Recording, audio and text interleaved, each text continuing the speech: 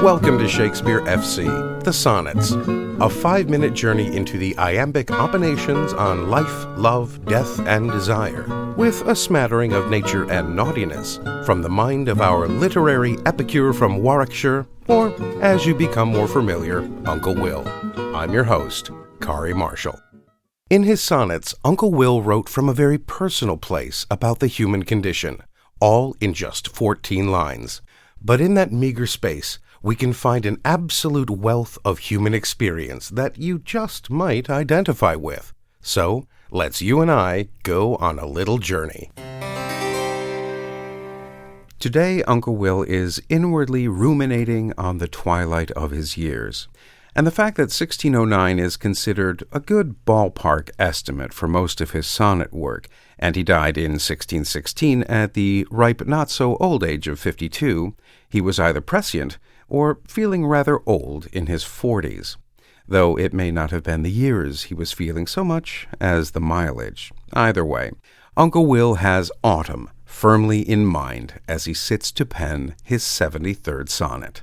In the first quatrain, William addresses his love, saying that when you look upon me, you must see me in the autumn of my days, a tree with yellowing leaves, or none at all, or if so, very few that cling to my shivering branches in the cold, branches where once a full choir of birds would take to song, but now no longer.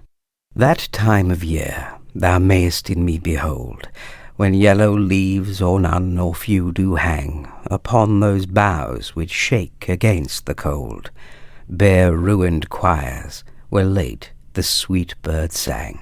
In the second quatrain, William turns from the passing seasons of the year to the passing hours of the day, saying to his lover, when you look at me, you must see me in the twilight of my day, after the sun has set in the west, and this twilight will be overcome by the oncoming darkness of night, which is itself, maudlin warning, a shadowy version of death that will very much like sleep close over me in an eternal rest. In me thou seest the twilight of such day, as after sunset fadeth in the west, which by and by black night doth take away, death's second self, that seals up all in rest.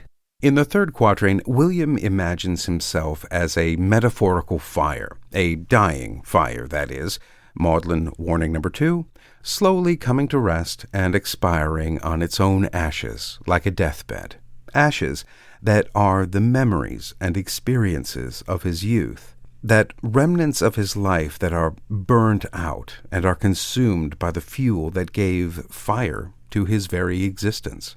In me thou seest the glowing of such fire, that on the ashes of his youth doth lie, as the deathbed whereon it must expire, consumed with that which it was nourished by.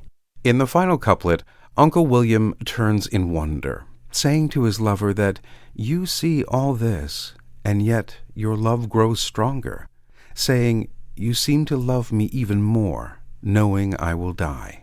This thou perceivest, which makes thy love more strong, to love that well which thou must leave ere long.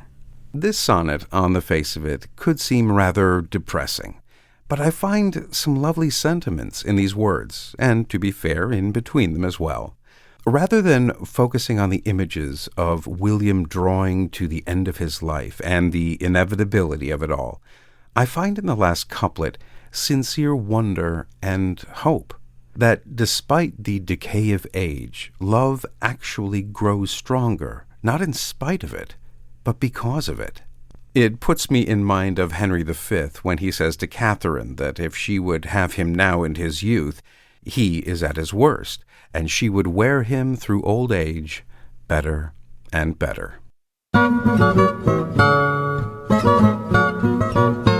Well, alas and alack, my friends, that is all we have time for.